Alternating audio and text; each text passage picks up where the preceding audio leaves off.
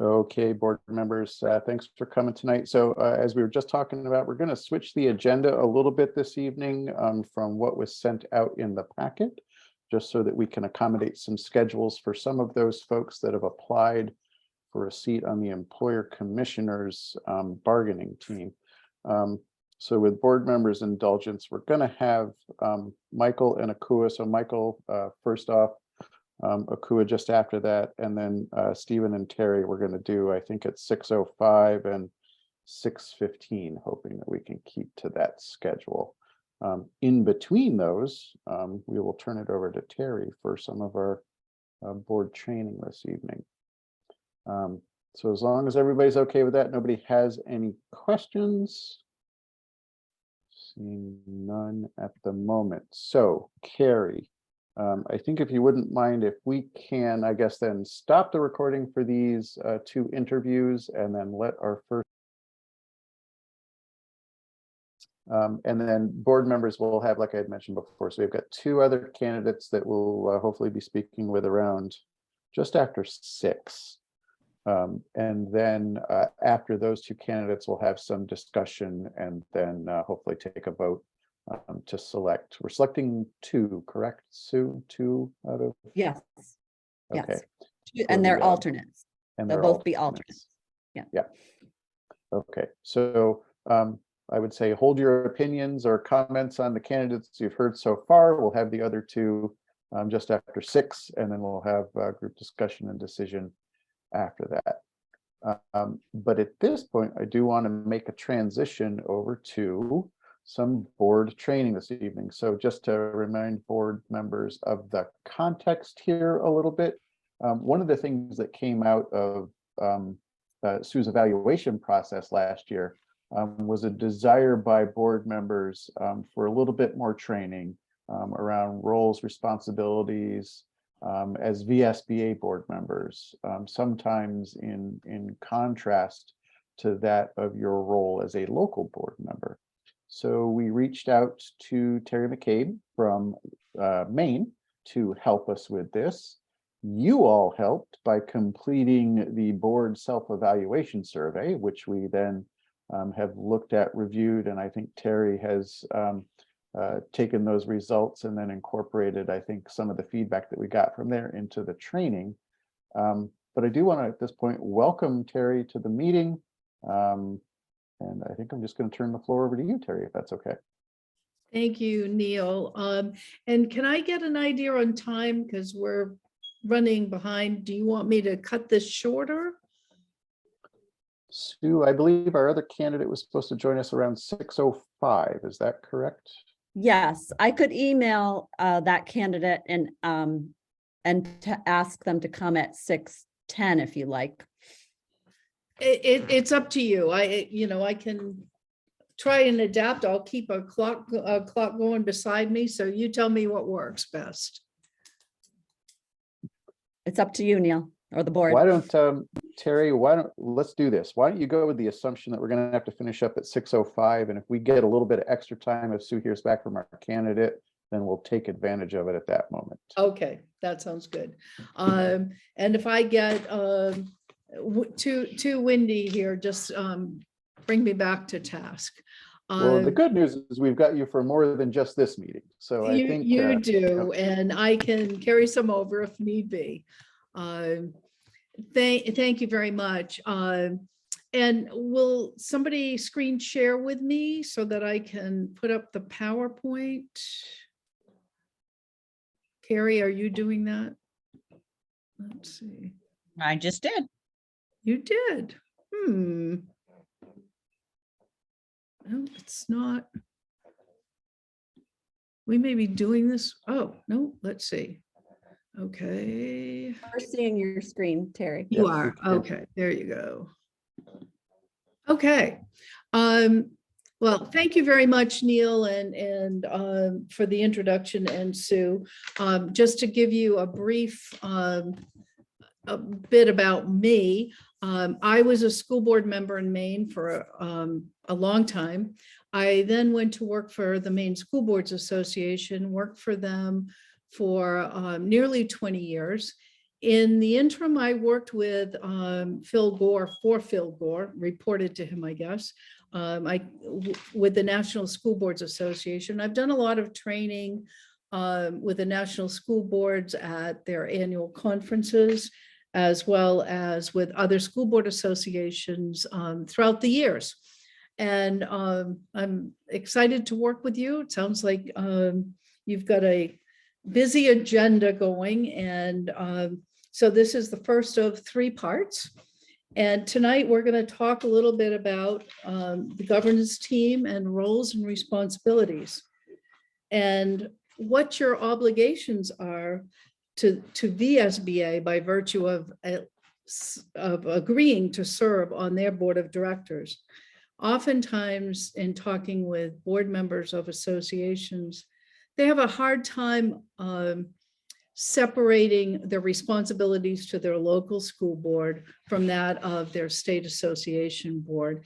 And we'll spend some time on that today, as well as we're going to talk about what effective governance looks like for nonprofit board. This illustration comes from the National Council for Nonprofits, very well known and respected in the field of nonprofit and association governance. And what they talk about is that it's important for the board members to be accountable to their membership, that they need to be transparent, that they need to be responsive and consensus oriented. Now, consensus oriented doesn't necessarily mean you agree with every single decision, but that you're not going to go out and try and undermine the decisions that are made by the association. Your board should be in making sure that everybody feels that they can participate openly and that you're inclusive of all positions. Doesn't mean that you have to agree with everybody in the final decision, but that you're thinking through, people feel comfortable giving you their point of view, that you're following the rule of law, and that you're efficient. And Neil, if I could, I just want to say, if anybody has any questions as we go or comments, something they want to input, please feel free to do that from my point of view. Yeah, absolutely. And I just maybe will remind board members, if you can, use the little Zoom hand, because if you're waving like this, because we're in presentation mode, we may not see all of the little videos. I only see you and Sue, so you're going, if somebody else can call them or just speak up, that would be great. Another national organization that spends a lot of time working with nonprofit boards is now called BoardSource, was the National Center for Nonprofit Boards. And they talk about the 10 basic responsibilities of nonprofit boards. I've consolidated that a little bit, but they articulate that it's the mission, that's the purpose of the board to develop a well-defined mission and be able to explain what the purpose of their nonprofit is. That they're involved in the selection, the support, and the evaluation of the executive director. They ensure the adequate resources are available for the nonprofit, in your case, VSBA, to be efficient and effective in their work. And they manage, I would say, more monitor resources than manage resources, because managing the resources really is up to Sue, and with the oversight of the executive committee and the board of directors. They talk about the importance of enhancing your public image. This would be for you with your local school board members, with legislators, and with the public, to make sure everybody understands the value of VSBA in education in Vermont. Clear communications is essential. Clear communications with your executive director, among VSBA board members, and with your local boards, as well as other education partnerships you have outside of VSBA. And the sustainability of your organization is critical. And that would be in the value of recruiting and orienting new board members, that you want your board member, first of all, you want to make sure that you've got, you've been able to find other people that could potentially fill vacancies. And that once they come on the board, that they understand, they know what your belief system is, they know your board operations, they know your bylaws, all of your policies. In Vermont, you have the Vermont School Boards Association really has 3 governing documents that you need to understand and abide by. The first one is Title 11B, which is subchapter 8 is about nonprofit governance, really. And I'll spend a few more minutes on that. But another document is your bylaws. Your bylaws are very good. They're very clear, and it really outlines what your roles and responsibilities are. And then you have your body of policies, which is very robust. Under the state statute, nonprofit directors and officers standard of conduct, directors need to discharge their duties in good faith, with the diligence of an ordinary prudent person, and in the best interest of the association. So what's English for that? You need, oh, sorry, I get distracted by the person coming in. Due diligence of an ordinary prudent person means you don't have to be a lawyer. You don't have to be a CPA to evaluate the budget and where you stand with that, or the finances of the association.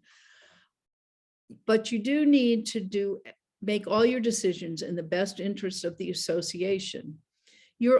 You are entitled under Vermont law to rely on the information, opinions, statements, reports, whatever, that are presented to you by the officers or staff of the association, by legal counsel, public accountants, or other professionals who are deemed experts in their field, or the committees on which you don't serve. And as long as you rely on that information, and you're doing your due diligence of evaluating the information in the best interest of the association, you are in fact discharging your duties in good faith. If you're discharging your duties in good faith in Vermont, then you're not held liable for any decisions that are made at the association. But I will tell you, they have one caveat in your law, which says that a director not acting in good faith is one who has information or substantial reason to believe that the information that they're relying on is inaccurate or is questionable. At that point, it's up to you to bring that to the attention of the board members before decisions are made. VSBA bylaws and policies, you've got a great body of policies. Your VSBA bylaws are really very directive. They tell you what the role of the board is. You have the oversight of VSBA. You're responsible for making sure that there's a clear vision and that goals are set for the association. You're responsible for fulfilling the mission of the association. I'm hopeful that most of you are familiar with your mission and that you review it on a regular basis, but just in case, develop and provide systems and resources that support school boards and their members, informed through inclusive community engagement. It's clear in your bylaws that you expect your board of directors to look at through that lens when you're making decisions about what you're going to do. It's also in your bylaws that you need to ensure fiscal strength of the organization. And your bylaws are pretty specific about how you're going to raise money and how your budget's approved and how you monitor the budget. Sue is responsible for proposing a budget to the finance committee and the board of director and the executive committee, and the board of directors actually approves that budget. And then you have a monitoring process in place according to your policies. You're responsible as a local board to be a liaison with your local board members. And I know you're each elected from regions. I believe it's 11 regions in the state. And it is, and that is with the support of VSBA. And I noticed in the survey, somebody responded about how well VSBA did it communicating with your local boards. And there wasn't a lot of new information for you to take. That's not a bad thing. That's that you're working well together. And but you are the liaison. You're the one who can bring information from your region to the board table as you're having discussions on particular issues. And your bylaws also talk about the executive director, the hiring of the executive director, and you go into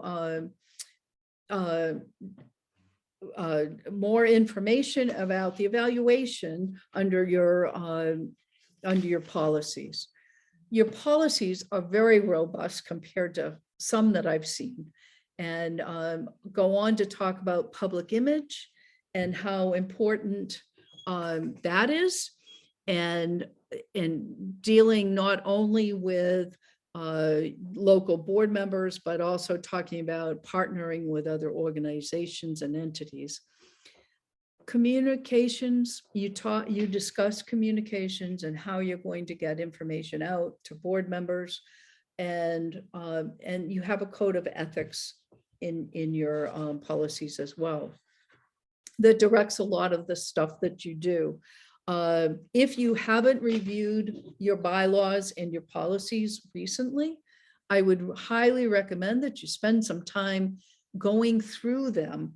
I'll bring back up again at the end a little chart that talks some more about that, but it's really every decision you make as a board member should be through the lens of making sure that you're abiding by what the bylaws tell you, what the state statute tells you, and what your policies say, of your association policies say. So we mentioned governance team. We certainly know from the work of the two national groups and from the work that NSBA has done on governance that there's some real principles for governance team effectiveness. If you want to be an efficient and effective team, you need to be prepared. You should be increasing your knowledge, attend professional development opportunities, do your homework before you get to the board meeting, be professional, move beyond your personal agenda and commit to what your policies are. Be fair and objective, accept new concepts and evaluate them fairly. Be honest and open, have those conversations, and don't go secretly behind the board to sabotage any decisions that are made. And be a team player. That's really important, that you work together as a team. Your statute tells you that, the work in your bylaws tells you. You really need to be working together for the benefit of the association, because that becomes your key focus when you're serving on the board. Your governance team is made up of the board of directors and your executive director. And you've got a unity, you need to share a purpose. That's your vision, mission, values. You've stated that really well. You've got your VSBA beliefs, mission, and vision statements. And that's something that you can all come together on and work together on. Your roles and relationships, assure everyone knows what is expected in their role. Communications needs to be clear. You've got that outlined in your policies, your culture, the standards and expectations for the way the team operates. And your structure is your formal processes. What are the checks and balances? You've laid out some of the monitoring there. I did notice in one comment or several comments in talking about the goals of the association and people not quite sure how to monitor. That's something you may, as a board, want to look at going down the road. How is it that we're going to monitor our success in reaching our goals? Your governance team is built on a relationship of trust. Ongoing professional development helps with that. Open and direct communications. And one key thing is really implementing a thoughtful and deliberate evaluation process with the executive director. Your primary focus should be to assist the executive director in achieving maximum effectiveness in working with the board and managing VSBA, because that's her job. So make sure that, I know that it's the executive committee that does that evaluation process, but you as a board probably should talk a little bit about making sure that you're engaging in a thoughtful evaluation. I've tried to set out here a little what the board's role is versus the administrators of Sue's in this case role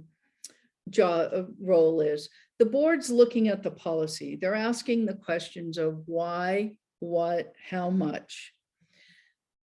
Those questions lead up to the primary work of clarifying your vision, your mission, your goals, your policies, and the monitoring of, in your case, the fiscal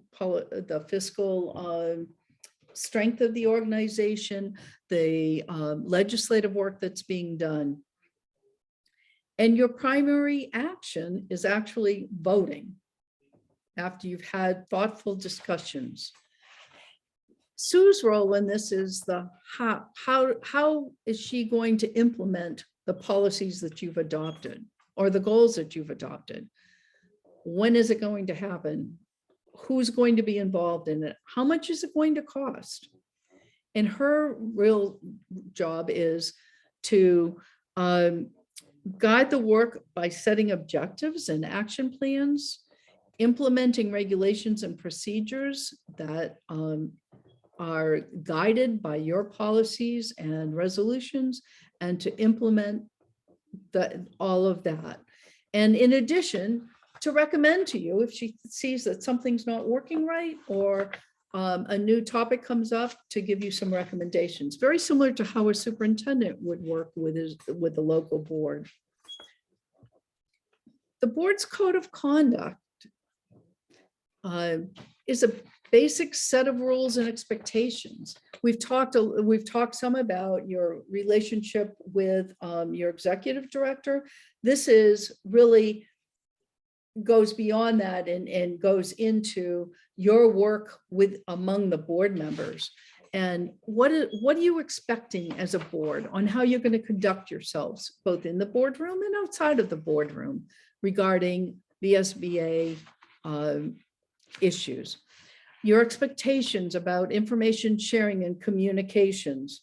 That's basic, just a basic set of rules of how are you going to share.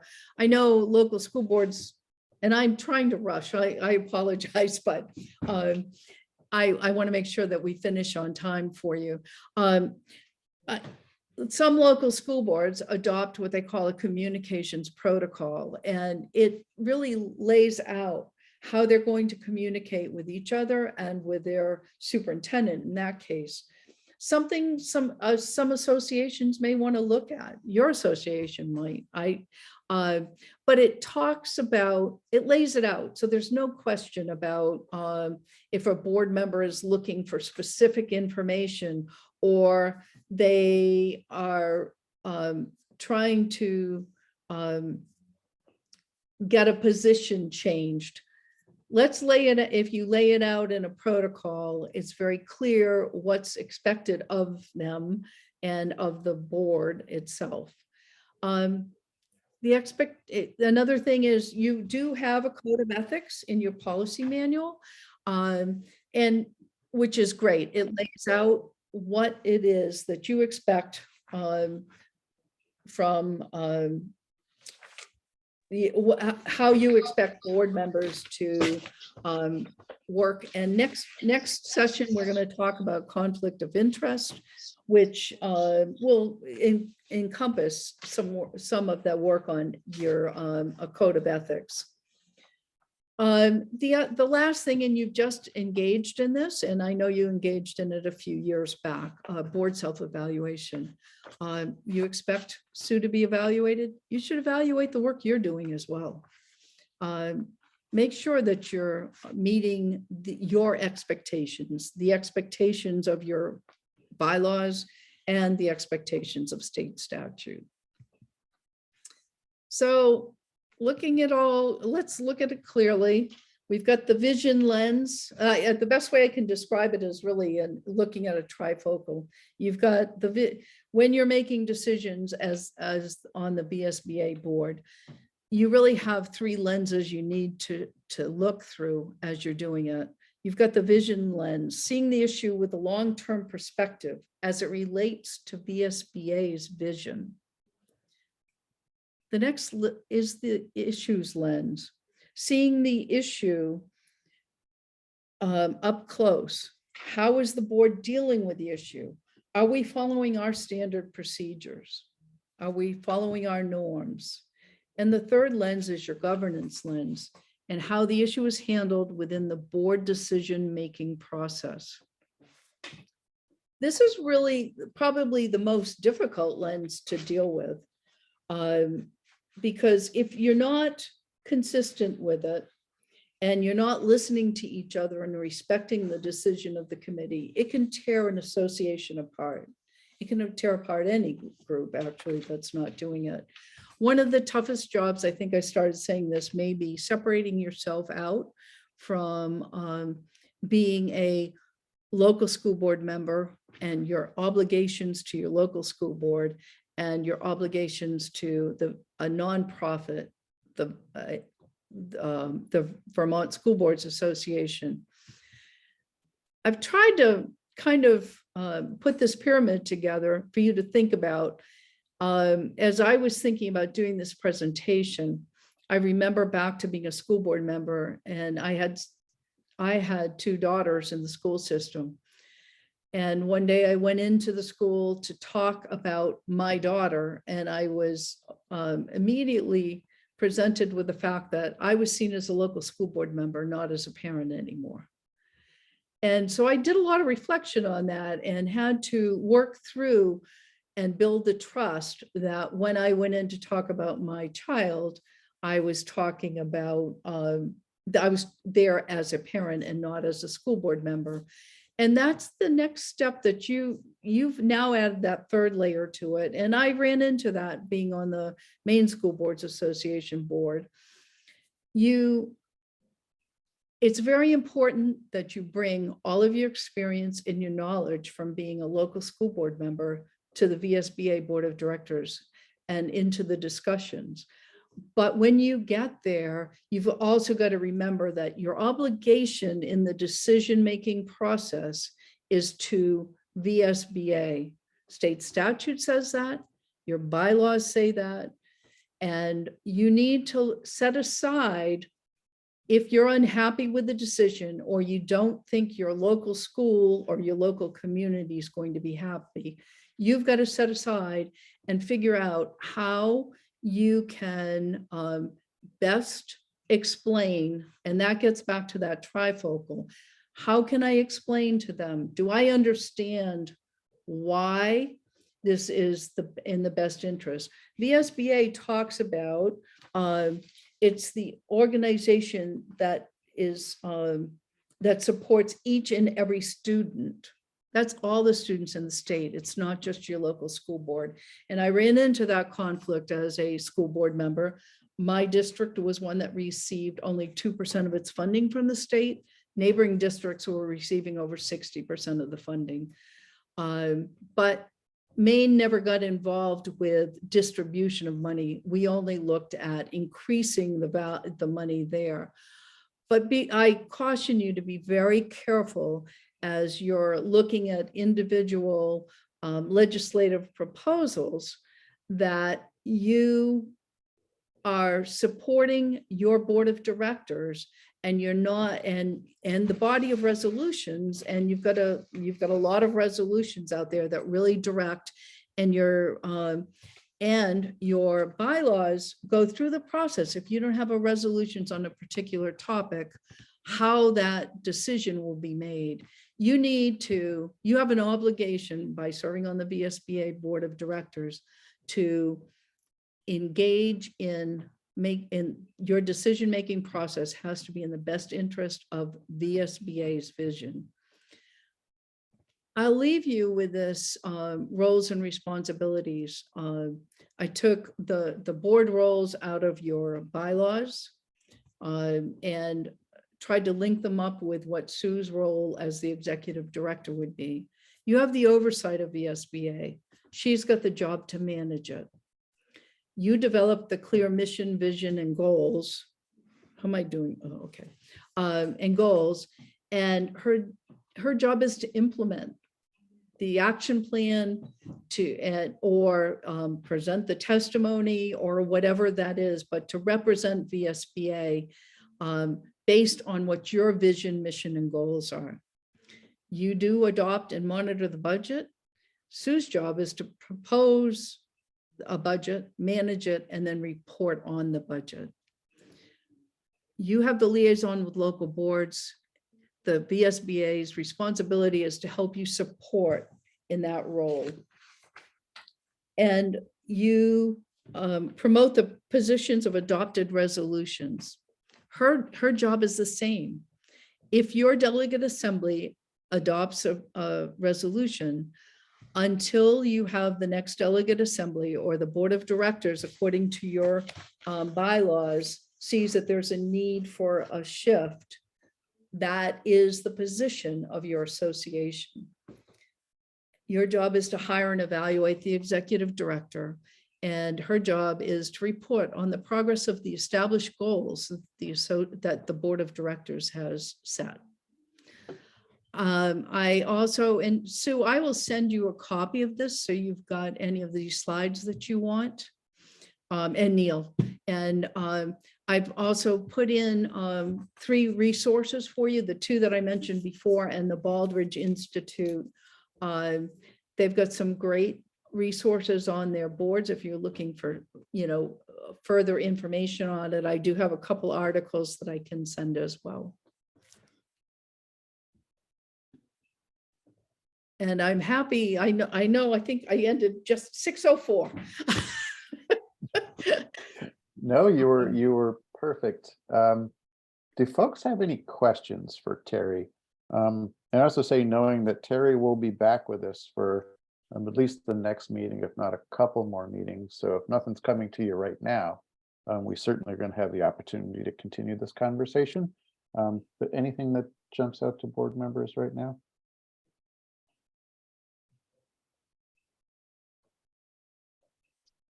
No.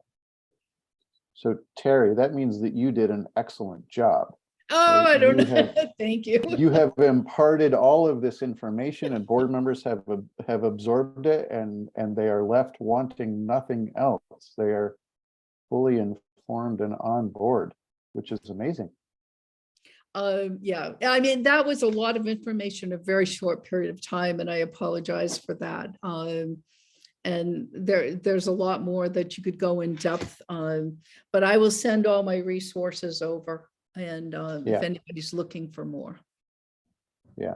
And it might be useful. So I just wanted to take a brief moment in time just so to remind board members, maybe with a little bit more detail of why we're here and why we're engaging in this training, not only because it's good practice for a board to routinely sort of, whoops, sorry. No, go ahead. I thought I heard somebody say, I mean, not only is it good practice for a board to sort of routinely go through this training, right? To remind ourselves of what our roles and responsibilities are here. But I do want to remind board members, there was an item that actually came out of the evaluation last year. And in particular, it had to do with, we survey board members for their input in the executive director's evaluation. And one of the comments is that they were upset with some of the testimony that Sue had given in regards to a particular bill, right? The testimony that was provided was completely in line with VSBA's position on the issue. I think the issue is that it wasn't in alignment with that particular board member's local district or their own personal position on the matter, right? And so I thought it was important, and one of the things that we tasked Sue with was to provide this board with some training around, roles and responsibilities of board members and that relationship with the executive director. And I have to say that I think Terry hit all of those very important issues in what we covered this evening to help us understand our role as board members, but also our relationship with the executive director and what we're responsible for, what Sue is responsible for, and how we worked together on this. And so I wanted to bring that up because I thought, Terry, I thought you hit the nail right on the head with the items that you covered tonight, in particular, as a result of what we sort of tasked Sue with doing as a result of her last evaluation. So it's all coming together for me, really.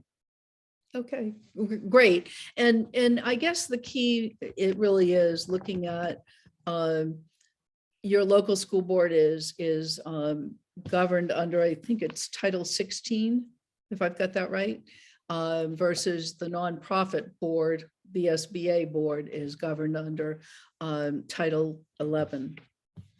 I may have those backwards, but I mean, it was really nice. If you go back through your policy manual, the statute is laid out in there in a couple of different places that you're to follow as a member of the board. So I just highly recommend you take a few minutes in the next, few days, weeks, whatever, and review what your bylaws say and what your policies say, because they really are very directive. Yep. And I want to acknowledge that, but at the same time, I also wanted to acknowledge, while it does seem very clear, I think, by statute and by policy and by bylaws, it doesn't mean that it's still not sometimes difficult for board members to navigate this. Absolutely. The hardest thing you're going to do is leave your local board hat behind in making that decision that's for the benefit of the school board. Yeah. So I don't want to downplay the conflict that's sort of built into the system here, because it is challenging for board members, and we do want to acknowledge that. Yep. But I hope that it serves as the basis for some discussions that we can have maybe over the next couple of meetings, and just to help us all sort of work through this as in our roles and responsibilities. All right, board members, any final thoughts, questions here? We will see Terry again. I promise she will be back. I think we're scheduled for March 8th. All right. Okay, thank you Well, very much. I Terry, appreciate it. And thank you. we'll be in touch. All right. Thank you so much. Thank Have a you. good evening. You too.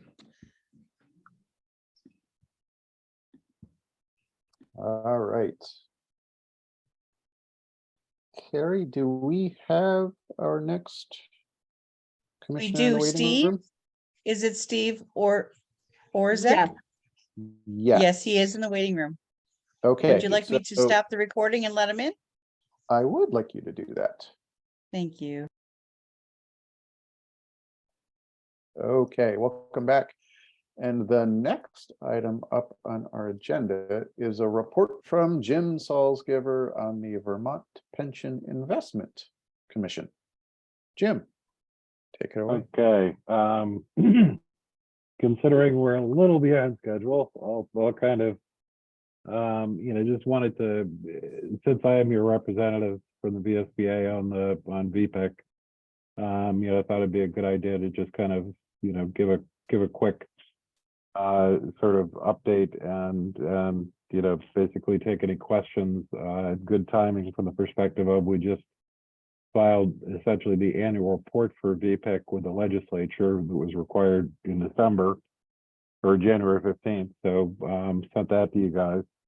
VPIC, it's an interesting organization. It oversees the investments of essentially the VSTers, the teachers' retirement, the state employees' retirement, and the muni retirement. And then there are a couple other little tag-on items as well. It's a good organization. I'm gonna just Kim Gleason has relatively recently become the vice chair of VPIC. So so you guys end up getting two, VSBA types on the board. She's actually a representative for the muni employees. But it's a very small group. The entire staff, there's a little under, now unfortunately a little under 5 billion in assets, and that's managed by a massive staff of 3 people with some outside resources and all. VPIC, when I got put on the VPIC board, that's because the legislature took a decision. It was, I think, a very smart decision, but they're having a hard time with it, that VPIC should be a more independent entity. It used to be a part of the Treasurer's Department. So, it's moving. We continue to kind of scrape and fight and battle to get more actual independence, including the idea of maybe horrors, adding a 4th person to the staff. Just to kind of give you an idea, the sort of rule of thumb is for every billion you ought to have at least 1 person. We're kind of at half that right now. But, and that just to kind of, give the VPIC a little bit of a pat on the back. I sent you the report. Last year was an absolutely horrible year for markets, and VPIC was down about 7.7%, which is, actually a bit better than its benchmarks. But that does follow a year where performance was closer to 25% up. So what happens with this, the pension funds don't just, the pension funds in amount bounce up and down, but from the standpoint of calculating how everything works, you actually feed that in over time, you don't take all the losses or the gains in 1 year, you actually feed it over several years. So just happy to take any questions. Don't want to run you through the whole thing, but it's a well-run organization. Eric Henry is the chief investment officer. He's fabulous. He came to VPIC about 5 years ago, totally reworked it. It used to have all kinds of bizarre investments, and he brought it basically to a much simpler. The core portion of the investments is actually index funds that are it's a good mix of index funds that uses outside experts to come up with essentially a good mix that's going to perform well, be not too aggressive, not too not too lazy, and that allows costs for this to be the cost of investments for VPIC versus most pension investment operations. We are way below in terms of cost of most folks. They beef up the returns a bit by using things like less liquid investments like private equity. Don't do hedge funds. They do private equity and debt and equity markets, using the private markets. So I just thought I'd give a quick shout out, since I'm representing you guys, that I've been very pleased with what I've found as far as how they operate. I think it's a very sensible way that it's being done. The board is made up of people with from each of the, from VSERS, VEMRs, VSBA, League of Cities and Towns, governor's delegates. So it's a big group, but it's actually a pretty good group as a board. And I think the oversight is pretty good. So I just wanted to kind of, give you guys that update, and, happy to take any questions. Any questions for Jim? Gaston, go ahead. Yeah, hey, Jim, thanks for that. The only question I have is, in years past, there's been a lot of talk about the state underfunding, those retirements, obligation. And so, I kind of wonder what your take is in terms of, we're at about 3 billion now. Where should we be? And is the state sort of trying to catch up to make sure that there are enough funds going into, the investments so that, Yep. yeah, do you get my question? Over? Right. And Thank you. The normal way of doing these things is when you have an underfunded pension, then you have to come up with a plan to get it back up to fully funded within like 30 years. That has been the goal, and the contributions to the funds, it's really been recognized. It was a number of years back when they started short funding it, and that just kills you, because that's compounding in reverse. The problem compounds. Last year they actually, since they had all the COVID money and all, they took a chunk of money to actually do significantly more than they were required to put into the fund, the funds. So that helped, but still, they're like VSERS is a bit over 50% funded. It's not a pretty story, but they bumped up slightly last year as far as the funding level, and the plan is there to get it there over time. What I was pleased with last year was the legislature actually, the legislature, they're the guys that short funded it in the first place, and now they realize they have the problem. And Beth Pierce is the old treasurer, was she was pushing pretty hard to try to improve the situation. I think Pichak, we had him on his first meeting with VPEC, because they're was on the board, checks on, fully understands and will support improving the funding situation. Thanks, Jim. Mark. Yeah, Yep. Mark Schopper, go ahead. Thanks, Jim. It's great to get great to get a report on this. And since you're here and can maybe answer this question, Dan and I were part of an email thread down here in the Southeast Kingdom in regards to the various reports over the last month, 2 months or so about this private equity cliff from overvaluation that is being predicted. So I'm just curious from VPIC's point of view, what percentage of your assets are in private equity, and what type of contracts do you have with them that negotiated fee structures and such?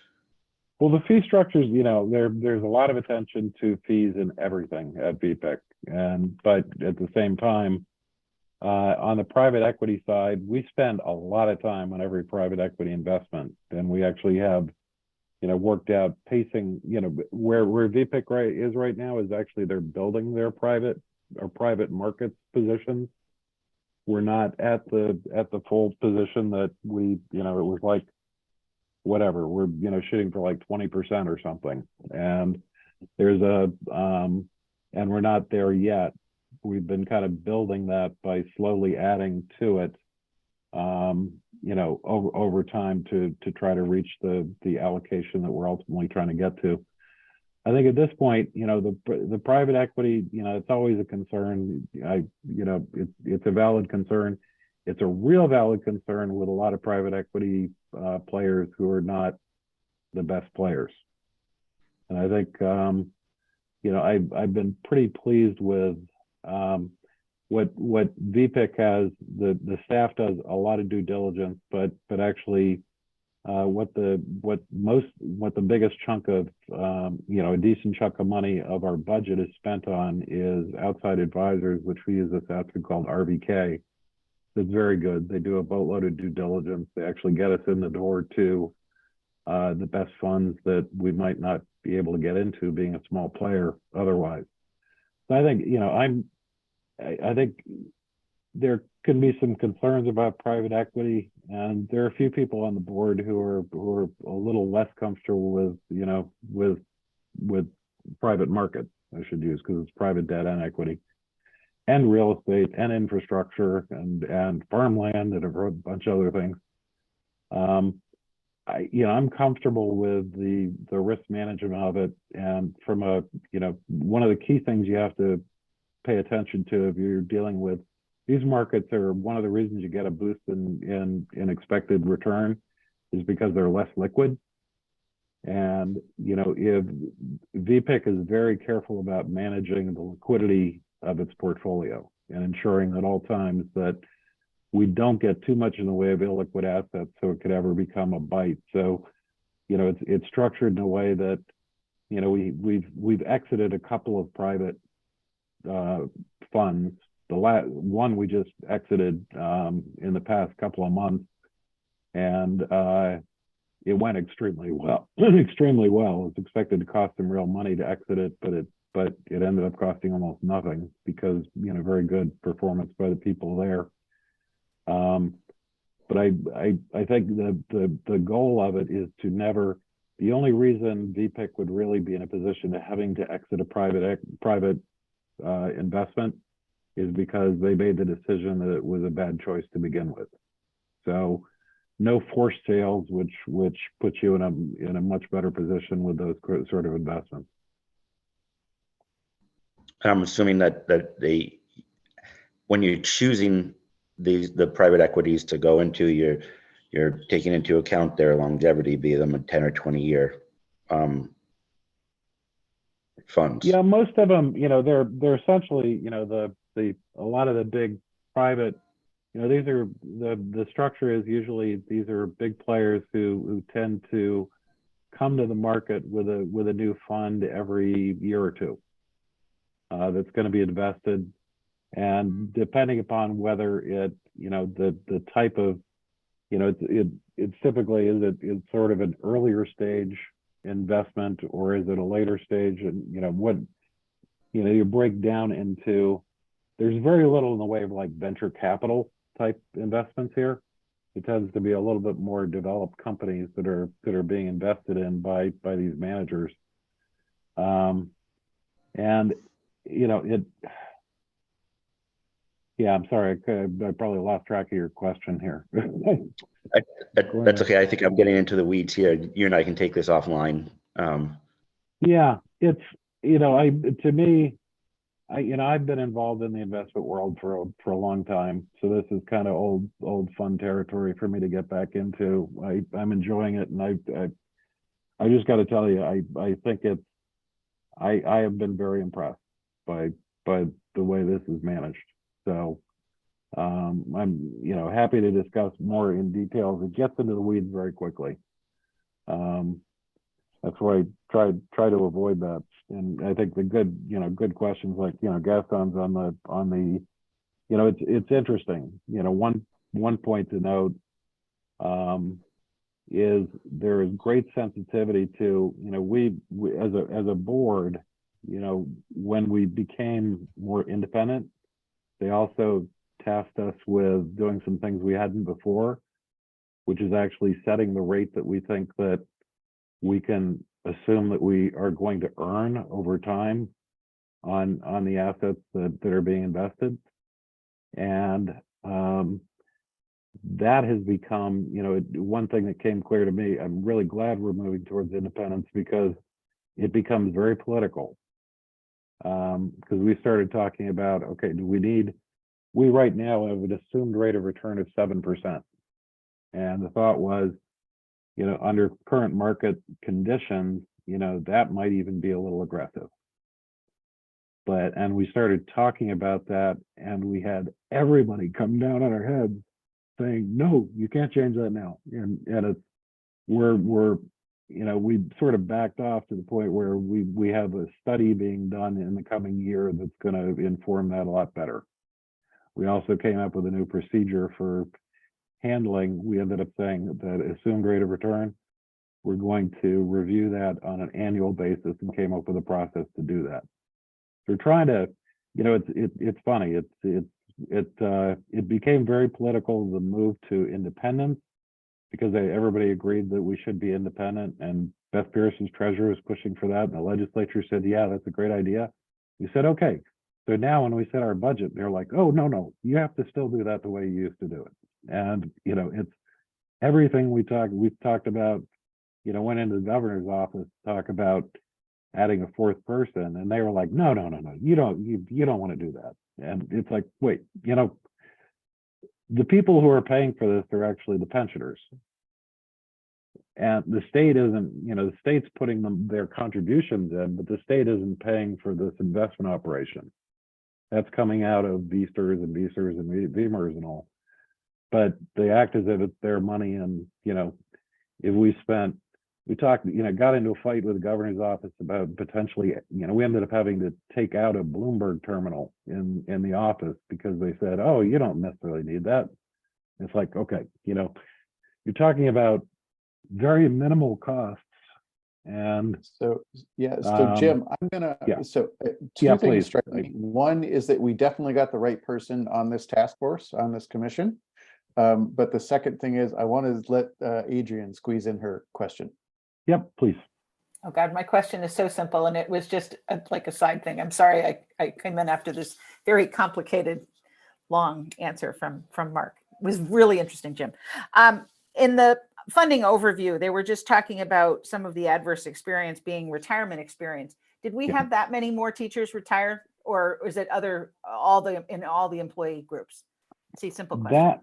That is, we get reports from the actuaries on that. So, honestly, when I'm more an investment guy, and I'm not as much an actuarial guy. So I listen to them, try to understand them. But they, it has been clear that the adverse experience is happening in a variety of areas, and it's definitely, more people retiring, the age they're retiring, things like, it is having an impact, and it all adds to the amount of money that needs to be put in there and the level of funding, So the adverse impact, and it's not a brand new thing. That's been going on for a while, before pandemic at all. Okay, thanks. Something to be watching for.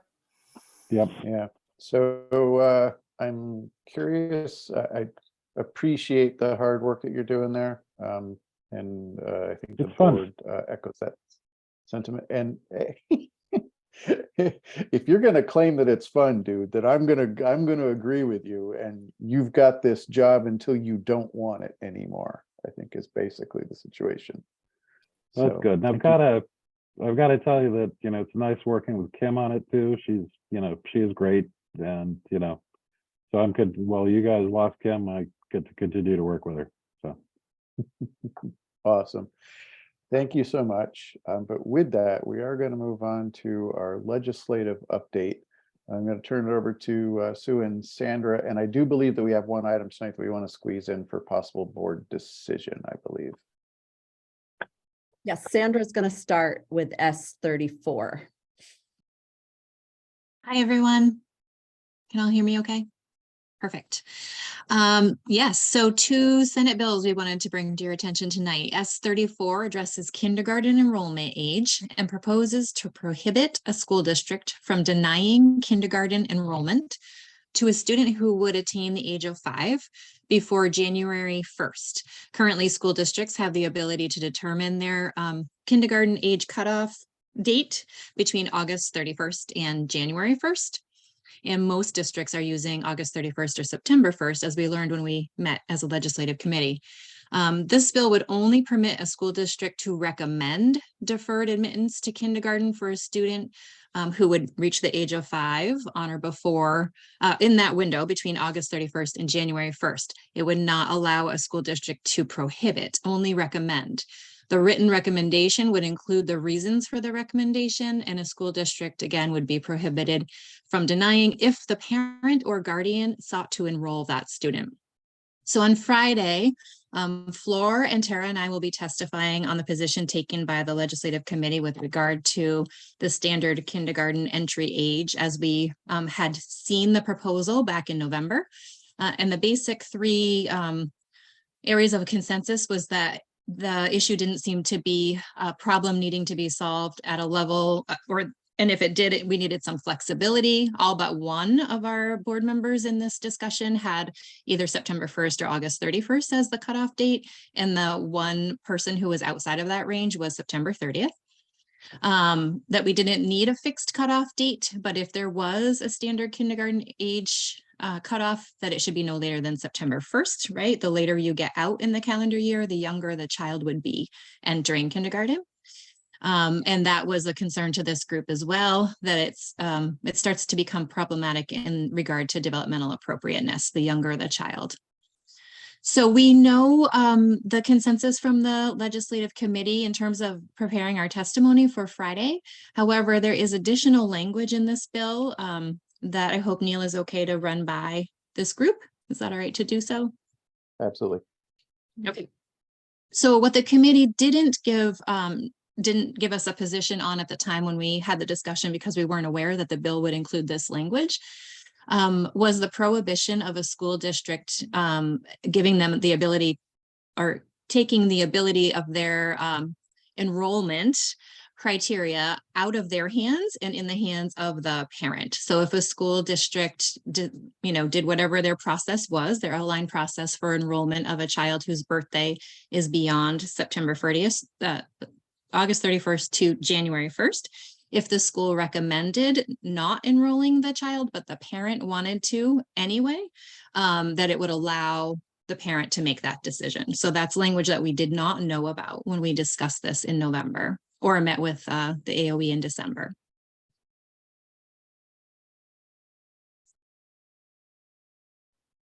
Thank you, Sandra.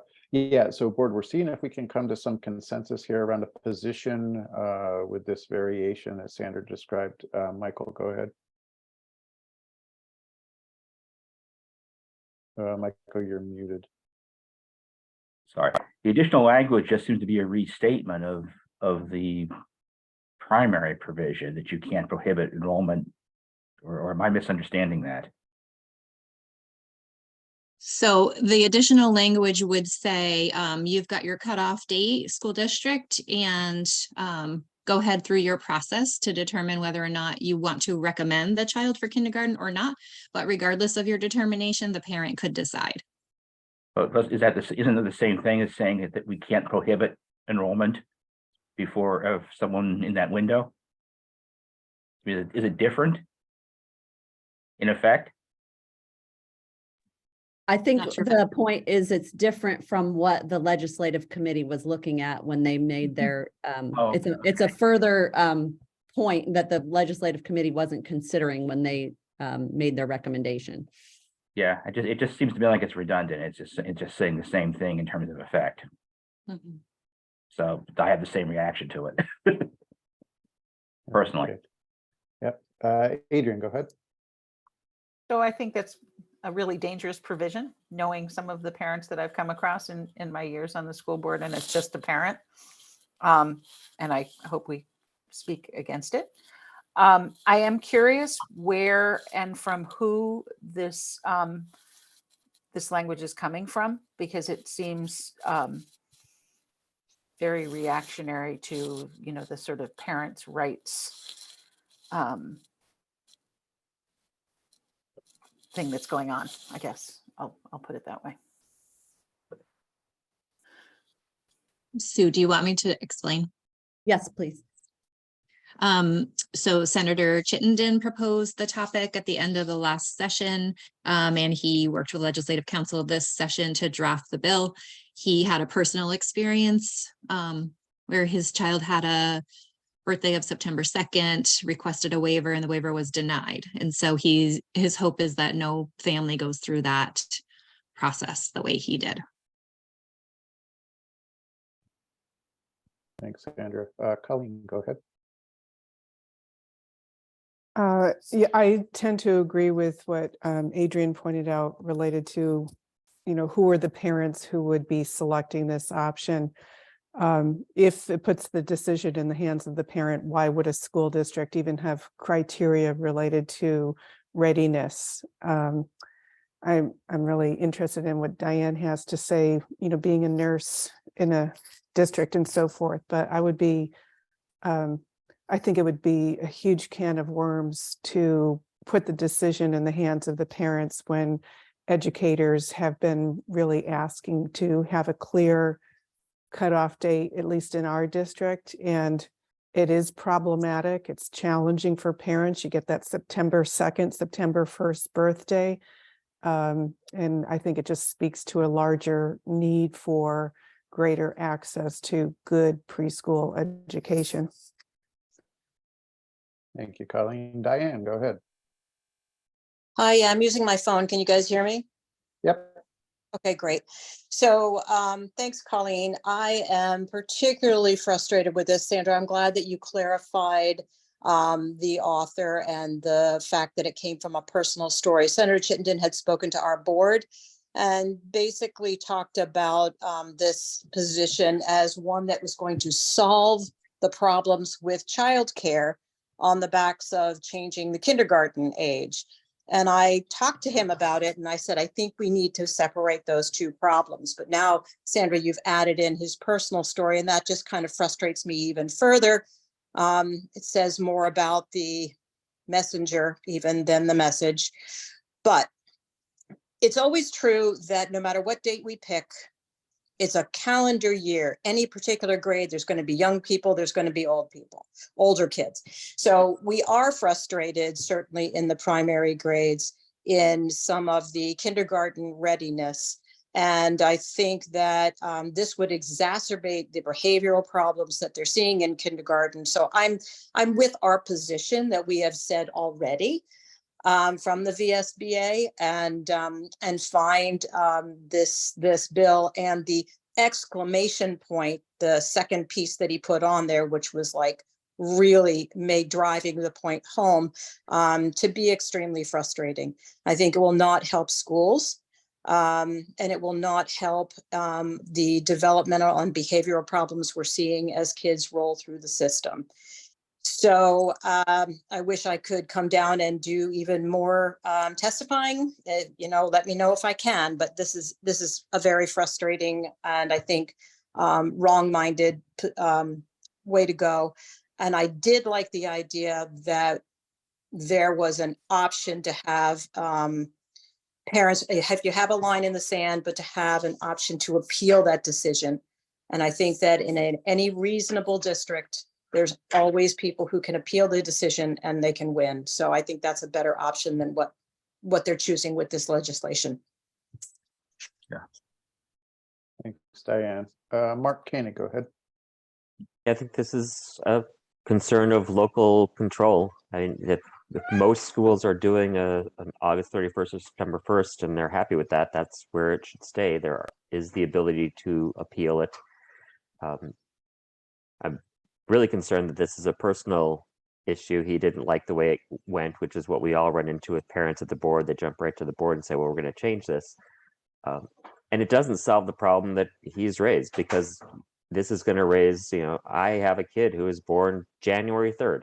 Why didn't I get the appeal? It's always going to be somebody's going to miss the cutoff and say, well, what about me? The other thing that caught my eye, I didn't do a deep dive into, if I can find the right page. One of the other bills that was being discussed, S56, right in their definitions, they talk about pre-kindergarten child on or before September 1st. So in a different bill being discussed right now they have the cutoff is September 1st, but then they want it January 1st to get into kindergarten. So the two bills don't actually talk to each other. If they want to do one, then there should be consistency. I'd prefer to stay at the September 1st if we're going to have a solid cutoff. Thank you, Mark. Amy McMullen, go ahead.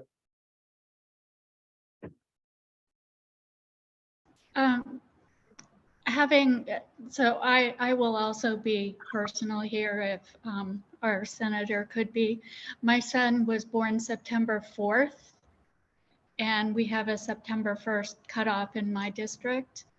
And talking with our pediatrician, and I believe that a parent who is looking for more than childcare is going to talk with their pediatrician and have an understanding that there's social emotional development that happens, and changing that cutoff date can be a detriment to the child who is born between September 1st and January. So I think we need to keep it at a cutoff of August 31st or September 1st. I feel very strongly about that. And I also believe, and I've told other parents whose children who have appealed at my board saying, well, they were born October 1st and they're just so ready to go to school. But then you see them kind of over in the corner crying or something. And you say, you know, all of our children are brilliant, but let's give them a little bit more time to develop socially and emotionally before we put them into a stressful situation that they might not be ready for. Thank you. Thanks, Amy. I want to see if we can get ourselves sort of funneled down to maybe a motion for this board. And I know, Michael, you've spoken once already, but I'm going to let you go again. I was actually going to propose a motion. I don't know what better be for this thing, but that the on the additional language that the VSBA board also opposes that language, that it should be a local decision. I'll second that. So I might want to get you to be a little bit to clarify that motion a little bit more, Michael, and then I will go with Suzanne's second on it, but I want to make sure that everybody understands what the motion was. Yeah, I mean, my understanding at least is that we need that we've already got a position on the first language, but the additional language we don't have a position on. And my motion is that we take the same position on the second language, that it should remain a local decision. Like the kindergarten admission criteria should be a local decision. Okay. Does that make sense? I mean, I'm not quite sure how to phrase it because I'm not sure I understand. To me, the second language sounds like exactly the first language, only stated differently. So I'm having a hard time, phrasing it. But I think the intent, if you want to state it more clearly, that's fine with me. So it sounds like I have Michael Inners would make a motion that the kindergarten enrollment age should be a local decision. Is that? If we take that position, yes. So, and it was seconded by Suzanne Buck. Yeah, hang on one second, Carrie, because I want to go to Sue first, just for some clarification here. So what we had indicated the legislative committee had not taken a position on was the language that would prohibit a district from denying enrollment of a child in kindergarten if the parent seeks to enroll the child regardless of the school district's recommendation. So that's what we're looking for the feedback on.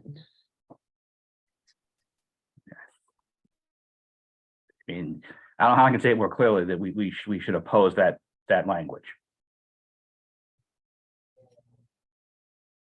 So I think the motion would be to oppose the language prohibiting a district from denying enrollment of a child in kindergarten if the parent seeks to enroll the child regardless of the school district's recommendation. I would take that as a good statement. Okay, so Michael, can you're gonna revise your motion to match the language that Sue just provided. Carrie, do you need assistance with that motion language? I bet Sue will give it to me. Okay. Suzanne, would you also then be willing to provide a second to that motion? Yep. Okay.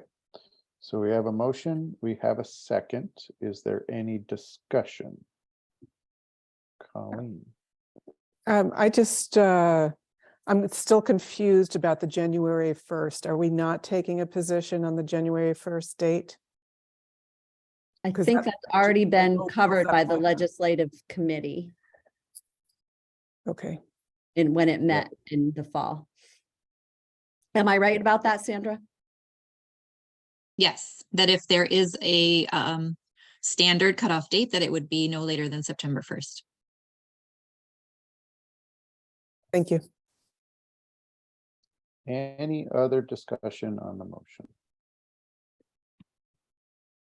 All right, all those in favor, please raise your hand, leave it up so we can get a count.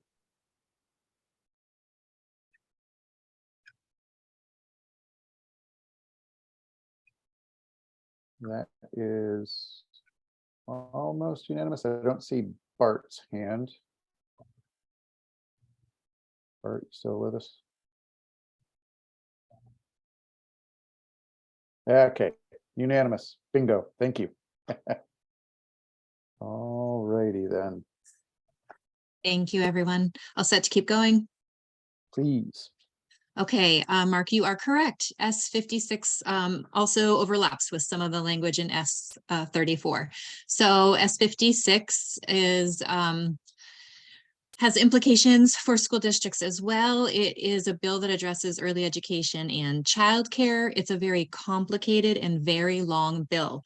So we have not yet fully analyzed the bill. We are starting to, but we wanted to bring a couple highlights to you tonight. And we may pull the legislative committee together if we need to testify prior to the next meeting, but we're not ready for a position tonight on this one. So the highlights I wanted to share with you are that this bill does 4 things that are essential for school districts to understand in sections 1 through 11.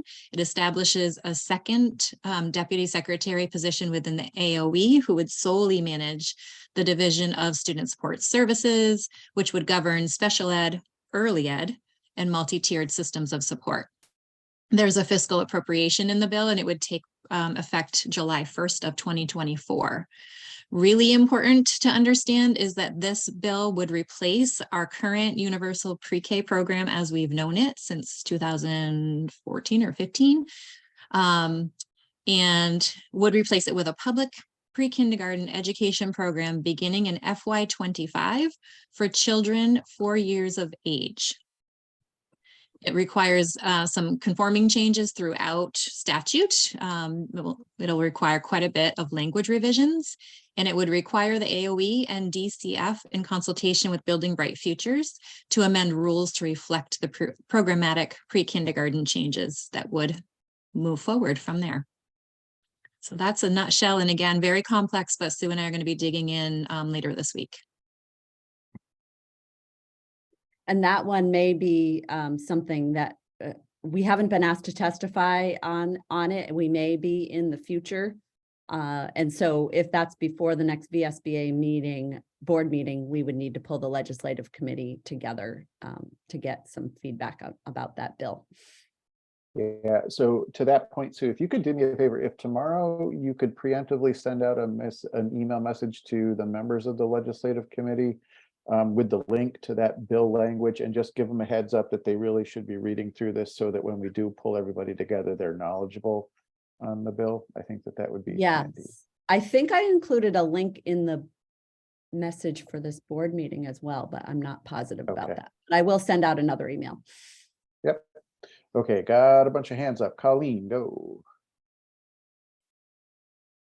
Oh, maybe not. I'm sorry, I had left my hand up there. Okay, no worries. Adrian. I just had a quick question, Sandra. Does that mean that they are not going to be supporting age 3? So that is exactly the detail I want to deeply understand. I did a preliminary review today, and essentially it would redefine a pre-kindergarten education student as age 4. Oh my So, but remember that it's within the context of a giant childcare bill as well. So we need to understand all the moving parts. Okay, thank you. Floor, you're up. Sorry, I was trying to unmute. So a couple of things besides what Sue was saying, just because I also sit in the Building Bright Futures as your representative too. So we're gonna try to dive a little bit more with Sue and Sandra also into this. But one thing for you guys to know is also one of the things that they're trying to do is make a 4-year-old and a full student. So our ADM right now that has been just it would make that. So we need to be smart about how when we meet as a legislative committee, because there's things definitely that are pretty strange in the bill that goes against, it almost seems like it's not working with, we would have to redo basically Act 166, which is not a bad idea in my mind. So I'm just putting all my bias already here. Receiving that extra ADM would be crucial for our districts, right? It would be a great way, but trying to change it around a little bit, building Bright Futures in a position, it is not with statute. It's just like, it's an impossible position to be, and they're not supposed to be the one. So I'm going to need some feedback from you guys when we meet as a legislative committee, because it's not what Building Bright Futures is. We are a convener, but we are not decision makers, people, and this changes. And I think the other thing to know about this is that the bill is from Ruth Hardy and Jennifer. What is her last name? Sandra, it's escaping me. Ruth Hardy. Jessica Bronston. Bronston, and they both sat on the Building Bright Futures board.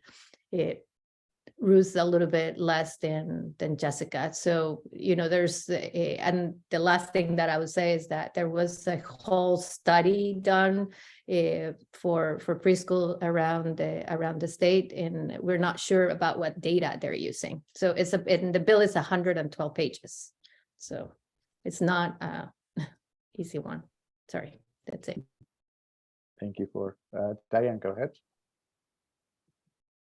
Yeah, I just wanted to echo that it would be really helpful for the legislative committee, since I'm on that too, to have some key highlights and to point us to the direction to certain sections of the bill that we really need to understand thoroughly, because I was certainly daunted as I started reading it by the size and also the scope.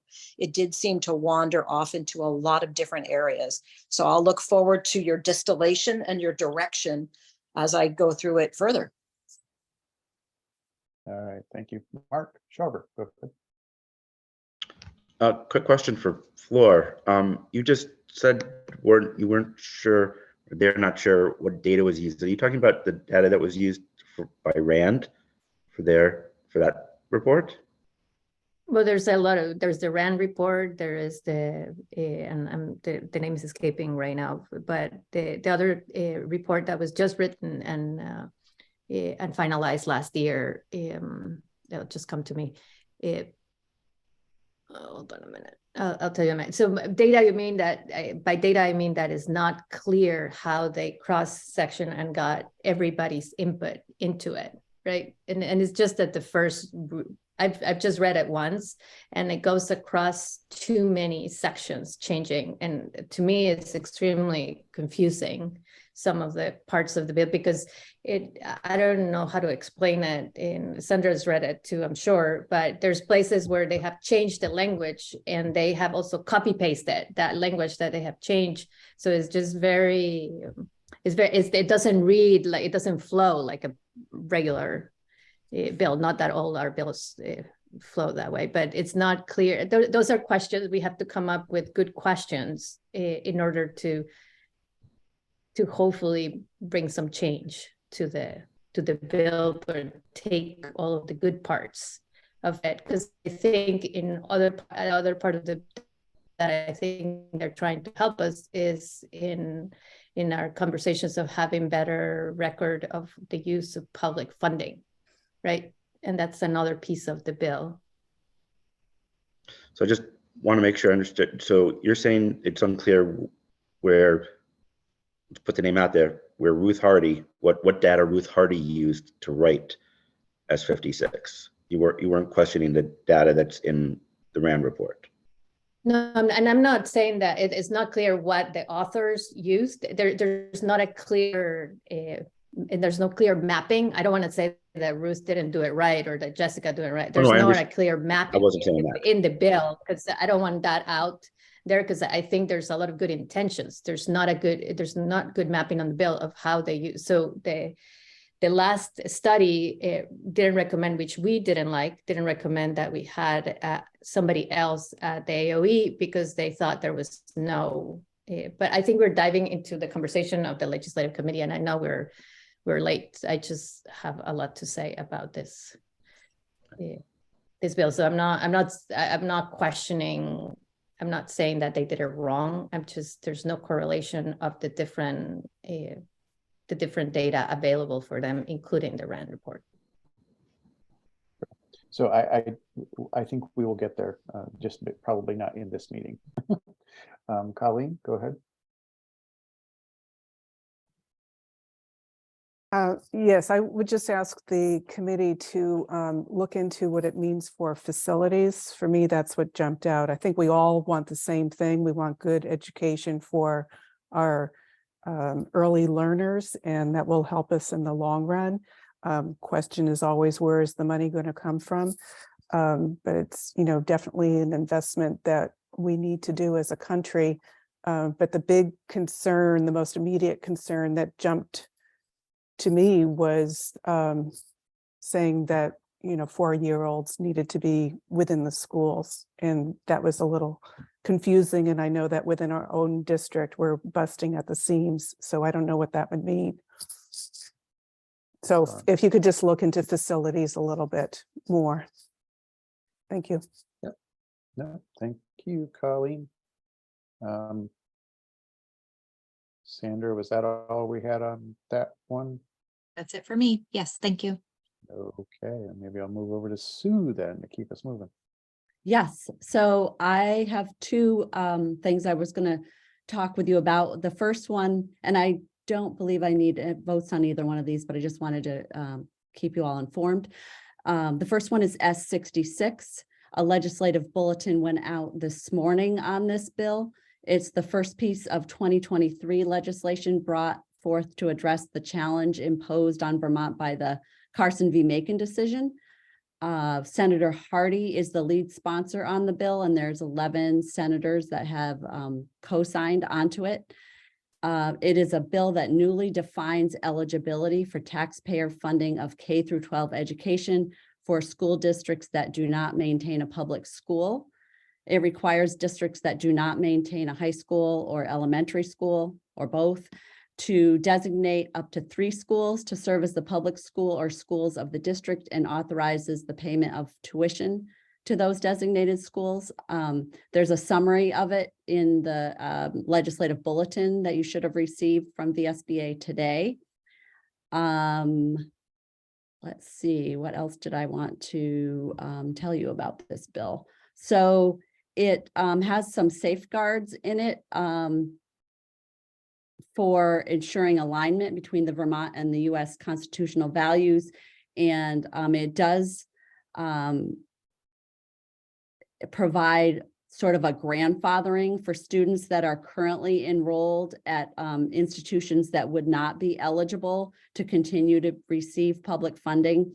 If they're enrolled this school year and they are enroll again at that same school for the next school year, they can continue to have their tuition paid until they graduate or until 2028, whichever is earlier, I believe it is. I think that is well, let's see. I guess that the only other thing I wanted to say, which is already in the legislative update, is that there's a resolution on this bill, which this board is well aware of. The other thing I wanted to make you aware of is a PCB report that came out. This is Sue, really, can we pause there just Oh, for 1 sure. second? Because I see Mark's got his hand up, and so if we've got particular questions on 66, let's take those now, maybe. Good, thank you. My question for you, Sue, is, and I'm not, well, I'm asking it because I'm not sure the answer. Would S66 as written solve, or if you look at the Vitale case, which is still stuck in front of the state Supreme Court, if they were to rule in favor of the plaintiffs, would we need to be looking at different type of legislation, or would S66 solve that concern of opening choice up to any and everybody, which would kill our public education system? that is a great question. I would have to give that some thought, but I think they might need to look at a different solution if that was the decision of the court and the legislature, didn't want to open up choice statewide. Okay. But that's just my first impression. I would have to really give it and analyze it a little bit, I think, Mark. Okay, I appreciate that. A pseudo follow-up question, because I couldn't find an answer. Do we know anything about when the state Supreme Court is either can hold hearings? I don't even think they've held hearings yet on Vitale. Yeah, they had an oral argument. I think it was November 30th. You can listen to the oral argument online. So that it's not clear when they'll issue a decision, but typically they'll issue a decision, within 6 months of the oral argument. Okay, great. Thank you. Tara, go ahead. Just a quick question, Sue. As a district that this would directly affect, because we are sending school, we have no high school. After we choose in the proposal right now, after we choose 3 schools, if we wanted to make adjustments, are we able to do that? Or do we have to stick with the 3 we choose when it first gets established? That is a great question. I believe there's flexibility to change. Okay, great. Because I can think of 2 off the top of my head, knowing where most of our kids go, but the third one is a toss up for us. So. Jim Salzgiver. Yeah. Based upon the definition of the schools that would qualify for you to designate to, how many schools actually, how many schools in the state of Vermont would qualify for, designation? So I don't have an exact number for you. The ones that would qualify are any public school in Vermont, a public school located outside of Vermont in a different state, or an independent school that meets at least 3 of the following 4 criteria. And those are: 1, the school serves as a regional CTE center; 2, the school was established through the granting of a charter by the Vermont General Assembly; 3, the school qualified as a public school under the definition of public school in effect on June 30th, 1991. And 4, the school is an employer of teachers within the meaning of the Teachers Retirement System of Vermont. And they would have to meet at least 3 of those 4. I think that's an extremely small group, I believe. I think it could be, it may be just the historic academies that would qualify under that. There's also safeguards in the bill to make sure that the therapeutic schools continue to be available. So, and I don't know how many therapeutic schools there are. Right, but if we're talking about all designating 3 schools, but actually, you know, schools that qualify under the definition to be eligible for designation is only a handful. How's that work? You may be right about that. As far as the, if you're talking about the independent school piece. Yep. So it really would boil down to public schools in the state and public schools outside of the state. Or somebody who runs a CTE. Or the No. historic academies. Yeah, I think all the historic academies would fall within the eligibility. Mark's iPad, go ahead. Hi. What's the genesis behind the choice of 3 schools? Why wasn't it unlimited or, and I'll get offline. And the other one is, why wasn't the special education part of the criteria as well for a school that would receive public funds? So the answer to your, what was your, sorry, I forgot what your first question was. There was an easy answer to it, but what was Why it? did they come up with 3 sending schools? Yeah. So 3 is currently the number in the law, I believe, that is allowed to be designated. It's not required. Designation isn't required in the law right now. It's just an option. And I believe 3 is the number that's in the current law. So I think that's where the number 3 came from. And the special education piece, a lot of that was covered in Act 173. There's provisions of Act 173 that go into place on July 1 of this year. And so I think that's probably why they didn't get into it in this bill. We definitely have some schools that would meet the criteria except for that. They're middle schools, independent. Am I wrong about that? Would they have to be subject to 173?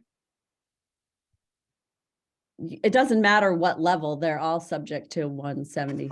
Okay. Yeah. All right. That's good. Thank you.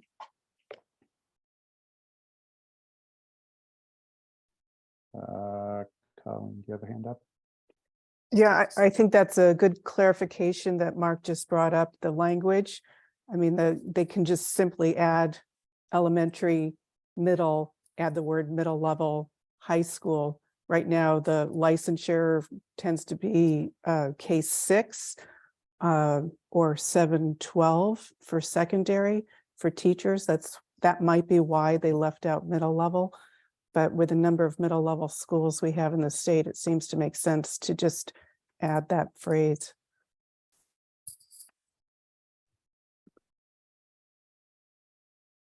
All right, nothing else on this one. I think we can move to the other bill, Sue. Okay, so there isn't a bill on this yet, but we wanted to make you aware of a PCB report that was given to the legislature. So just to refresh your memory a little bit, in 2021, Vermont had Act 74 that required all schools built or renovated before 1980 to test their indoor air for PCBs. And the Vermont Department of Environmental Conservation, which is part of the Agency of Natural Resources, has the authority to require schools to make fixes that will lower exposure to PCBs if the levels are found at or above the school action level. And last legislative session in Act 178, $32 million was set aside for funding the investigation, testing, assessment, remediation, and removal of PCBs in schools. Based on the early results that we're seeing from the first schools that have been tested, it looks like it's quite unlikely that the funding under Act 178, that 32 million, is going to be sufficient to cover the full cost of this work in every affected school building. And so this report from ANR, which AOE is, I believe, signed onto, is recommending use of the funds at an 80-20 cost share for any assessment, mitigation, and corrective actions. And so we wanted to bring that to your attention. I believe we have 2 VSBA resolutions that allow us to speak quite strongly against that 20% cost share that they would be pushing onto school districts. And one of those is the PCB resolution that was passed just at the last annual meeting. And then there's, of course, the unfunded mandate resolution that we can use as well. So this may be something that we're going to need to mobilize our membership on in order to make sure that the legislature doesn't pass this cost on to local school districts, or at least try as best we can to make sure they don't. Any questions for Sue? All right. Thank you Hey, for that Neil, I'm update. sorry. So can we get a copy of the PCB report? Like, has it been published or is it coming out? I think you said it was coming out, so not available yet. Over. It's available, Gaston. I'll put it in the chat right now. Great, thank you. All right. So if we're good with the legislative report, I'm going to I'll turn back to Mr. Salzgiver, who's figured prominently this evening in our meeting for the Treasurer's Report, second quarter financial. I'll try to live up to my being short. I didn't do as well last time. The Treasurer's Report, everything looks good. We're in good shape. One comment. We're gonna do things, the percentages that give you an idea of how we stand versus budget aren't calculated consistently. We're going to fix that for next time.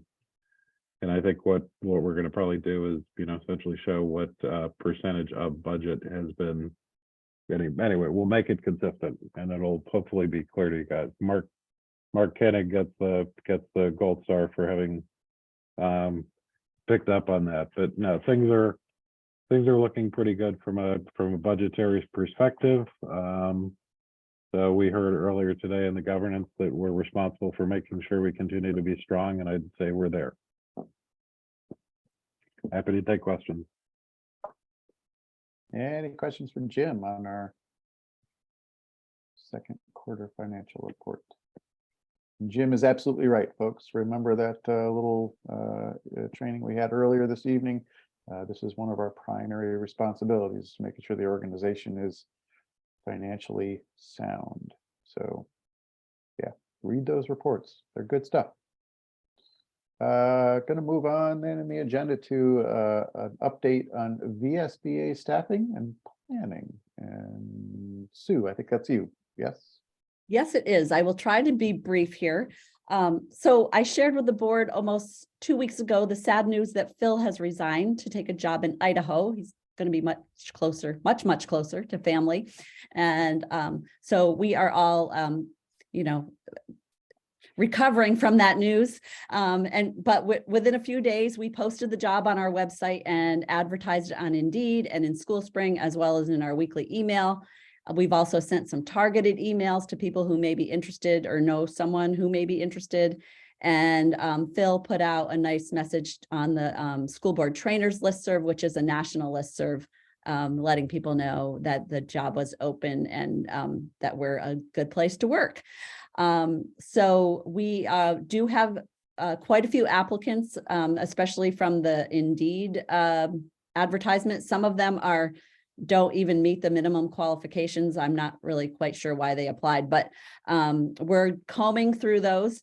And the hiring committee is myself, Sandra, Carrie, and then Floor and Mark Koenig.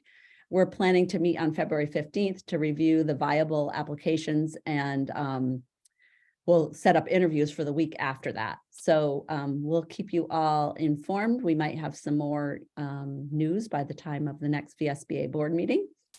And then also I wanted to share with you some information that I shared with the executive committee last week or the week before. I can't remember when it was, but about the possibility of adding a 5th staff member starting in the next fiscal year.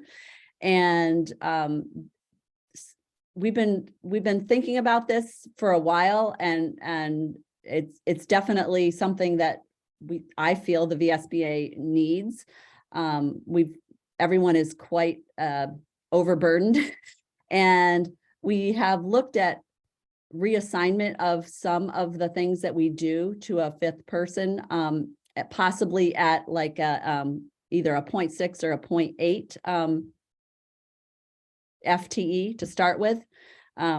So some of the things that could be handled by another person, we think, are coordination of the Education Legislative Coalition, which is what does all the monitoring in the legislature and the reports.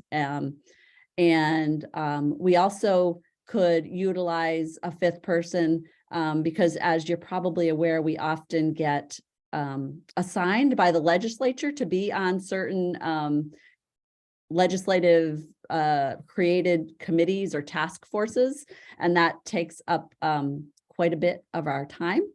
The person could also hopefully assist with the development of testimony, provide, if they had the right skills, provide support to me regarding legal matters, appointing members to resources and conducting research and things like that. Law book review. As you know, one of our money makers is selling the education law book, and that the proof of that that we need to review can be quite time consuming.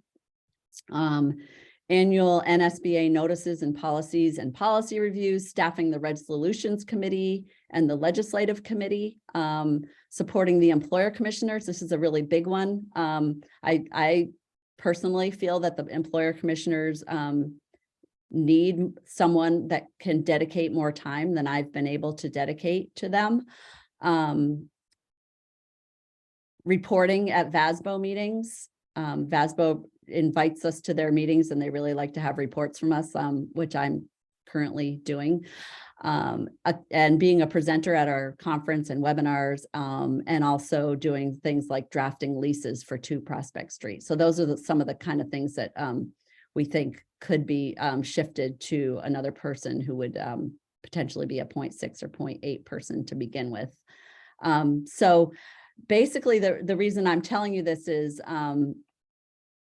kind of just wanted to introduce the board to this idea and let you know that if it's okay with the board, I would like to include it in our budget planning and possibly provide you with a budget, that's with the current staffing level, and then the budget with adding a 5th person at some FTE of 0.6 or 0.8. I also think that a 5th person could offset part of their cost with bringing in some revenue.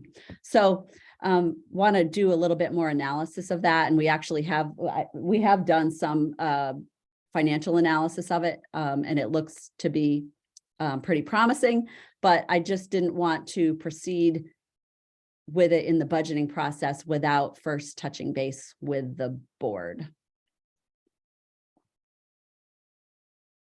Thank you, Sue. Does anybody have any questions on that?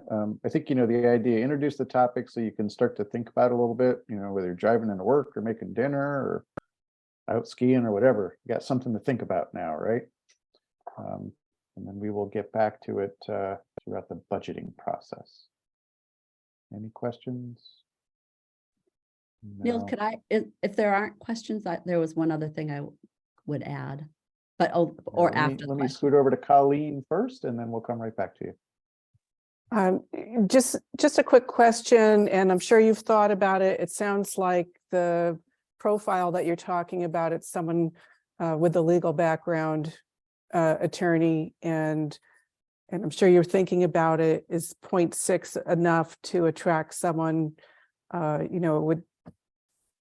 maybe sometimes that's the ideal position for someone is a 0.6 or a 0.8. They don't want the 1.0 FTE, but I'm sure you're putting that into your mix of thinking about it. Yes, yes, we definitely are. And it may be that we take a look at it and want to recommend a 1.0. But yeah, we're definitely thinking about that. Thank you, Colleen. And you had one other thing, Sue?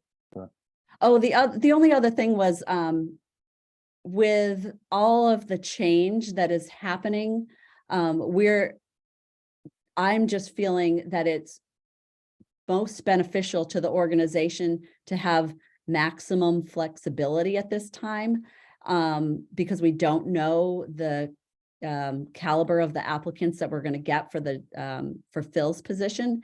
And so one of the things that I'm thinking about is advertising for this fifth position as an anticipated opening, much in the same way that school districts sometimes will do for a position that is in their next or is anticipated to be in their next budget, and knowing that they can't hire the person unless the budget is approved, of course. So that's another thing that that I'm considering right now, and just wanted to get any feedback on that. I'm seeing head nods and thumbs up, and yeah, I think we're all on board with it, Sue. So Thank you. all right, I'm going to keep you talking by moving on to the strategic plan monitoring report. Okay, I'll try to be brief on this one because I know we're over time here, but there's a lot of great information in here. This is the first time you're seeing this new strategic plan monitoring report with activities in progress in it. Last time when you saw it, we showed it to you with the key results that we had developed based on your vision and mission and beliefs. And so this time we're filling in some of the activities. And the first one that I wanted to point out to you is key result 1.1.4, which is the weekly emails that we send out, the weekly update.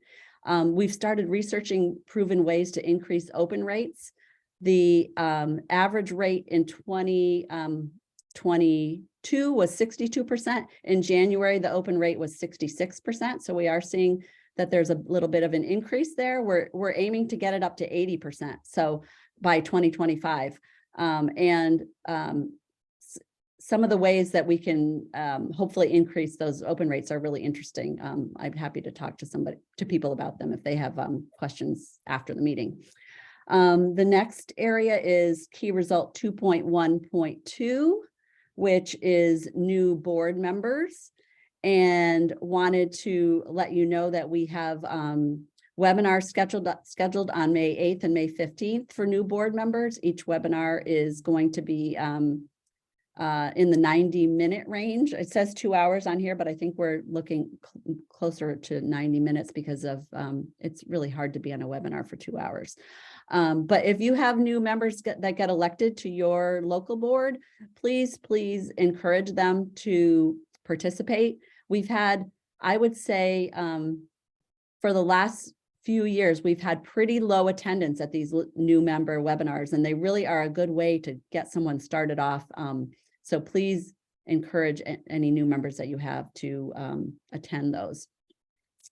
We also have board chair training that we're working on. It's scheduled for 3 parts. This is under key result 2.1.4 board chairs. We have a goal of by 2025 to have at least 80 chairs participating with an overall satisfaction rating of at least 4.5 on a 5-point scale.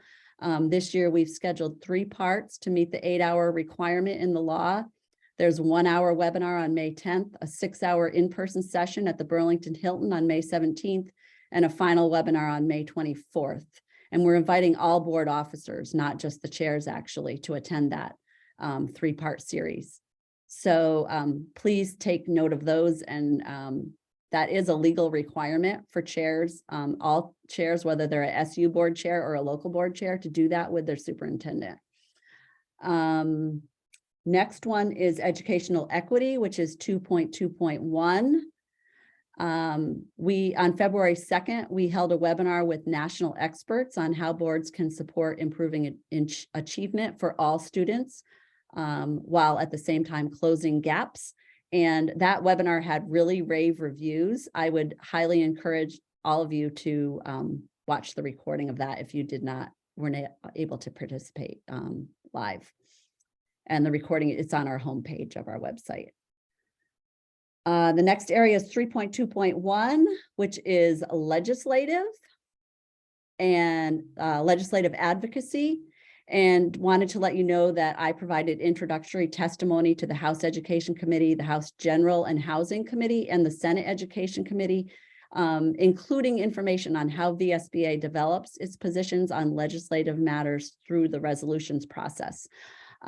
So I wanted to let you know that that background information was provided to those committees, and also that Sandra and I attended the NSBA Advocacy Institute last week and met with Vermont's congressional delegation, and that we focused on 4 topics. We had quite a limited amount of time with each of them, so we felt like we really had to be focused and succinct. Those 4 topics were the full funding of the federal responsibility of IDEA, which is 40%. That's required. That's been required in the law since it was developed, and the current level is 12 to 13%, and it's never, I don't think, gotten really above that level. It's something that's really could free up a lot of money for school districts if the federal government fulfilled their responsibility under IDEA. The next is school facilities and construction needs in Vermont. The third one was mental health supports for students and staff. And the last one was building the educator workforce. And we had really positive and productive meetings with our either our congressional delegation or their staff, depending on who it was that we were meeting with. Almost to the end here, KR 3.3.1, increase staff capacity to support improved educational equity. Sandra and I, and also Floor, attended the NSBA Equity Symposium on January 28th, and that was really beneficial. And I've listed in the reports a number of the workshops that were included in that event. And then lastly, Advocate for Equity, which is 3.3.3. I provided introductory testimony to the House and Senate Education Committees advocating for construction aid for facilities and increased funding for mental health supports. Both are equity issues, as there is uneven ability of local districts to pass a construction bond and provide increased mental health supports. So that concludes my report on the strategic plan monitoring report. I would highly encourage you to read the whole thing, because I wasn't able to go over every single thing in the report. And yet things you did go over, it just astounds me sometimes the amount of work that we get done as such a small organization. So thank you to you and Sandra and Phil and Carrie and all of it. It's amazing. Gaston. Yeah, Neil, real quick, I just wanted to shout out to Sandra and for her work in reviewing our model policies here at the SU level. I mean, it really was terrific, and it really has helped us to focus down on what we need to do. And that was just awesome work. And Sandra came and presented to the committee, gave us a really nice plan. It was very thorough. I just think that's an awesome benefit or program that we offer school boards, and I just think more people should take advantage of it. So hats off and many thanks to Sandra for the work that she did. Over. Thank you. Yes, well deserved. Any other comments on our monitoring reports? All right, we're going to get going here and moving on to consent agenda. It's the December minutes, folks. I would look for a motion. So make the motion. Yep. It's hard to tell who made that motion. I'm going to give it to Tara. Okay, Tara, you got the motion. Floor with the second. Any discussion? Seeing none, all those in favor of the consent agenda, please raise your hand. Motion passes. Folks, briefly, new business. I am very pleased to announce that Flor Diaz-Smith was nominated as the Northeast Region's board seat replacement for the National School Boards Association in a meeting this afternoon. The next step is that Flor will be the candidate, the nominee that comes forward at the delegate assembly for NSBA at the April meeting. And barring any unforeseen circumstance, which would be somebody deciding that they wanted to run from the floor, Flor is going to get it. She will be on the NSBA board of directors, and couldn't be more proud. Excellent job. Thank you. I'm very excited. So yeah, thank you very much for your support. Super I don't excited. have anything else. Does anybody else have any new business they would like to report? Sue. I just wanted to mention that the school board recognition resolution is being read tomorrow in the House, in the State House. And I believe Flor will be attending. And anyone else who can attend, we would certainly love to see you there. We know it's a long trip for a lot of people. But anybody who's, within a reasonable distance that is able to attend, we would love to see you there. It's going to be at 3 o'clock. And we would plan to all, kind of congregate and sit together, because I think that they usually ask the school board members that are there to stand up to be recognized. Perfect. If you can make it, it'd be great. Any other items of new business? All right, seeing none. I owe you all a half an hour back of your time, or a beer or a glass of wine or something like that. So the next time we get together in person, it is on me. I'll look for a motion to adjourn. I'll make that motion. Tara with the motion. Is there a second? Seconded by Adrian. No discussion. All those in favor. Thank you so much for joining this evening. Sorry for keeping you extra time. Good night, everybody. Thank you. Good night. Thank you. Good night. Thank you.